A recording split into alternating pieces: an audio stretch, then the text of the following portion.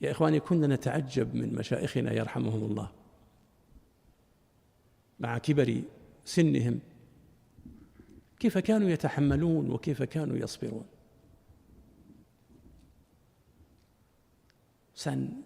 حقيقة عندما يرى أعمالهم يعني ينقضي منه العجب، كيف يتحملون، كيف يصبرون.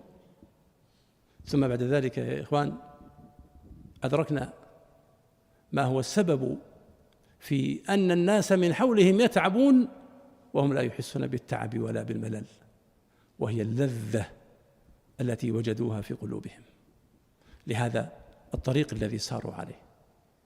كذلك العبادة يا إخوان، العبادة لها لذة عظيمة. يعني تجد عباد أحيانا يعني الإنسان يقول يعني كيف يطيق الإنسان مثل هذا الإنسان يقرأ القرآن في يوم واحد؟ يعني الإنسان يعرض هذا عن نفسه يقول هذا قد لا يكون صحيحا، ولولا أني شهدت على إنسان يا إخوان، شهدت على إنسان جاوز 80 لربما أكون مثل غيري أقول هذه من المبالغات. عمره 80 سنة يا إخوان، شهدت عليه أنه يختم في كل يوم. لماذا؟ سنين وهم يجاهدون النفوس حتى انتهت المجاهدة وجاءت اللذة. اليوم يا إخوان الواحد لما يعمل عمل قليل يرى أنه عمل عمل كبير.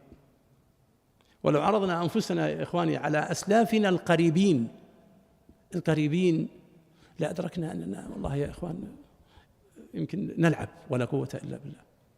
مجاهد رحمه الله بن جبر يقول عن التابعين، يقول والله ما الجاد فيكم إلا كالهازل فيهم، يعني الصحابة رضي الله عنهم وأرضاهم. والتابعون هم من هم؟ خير القرون بعد الصحابة. لذلك يقول الجاد فيكم مثل الهازل. والله يا إخوان نحن نشبه أنفسنا بمن رأيناهم من مشائخنا ومن الأخيار العباد الذين عرفناهم،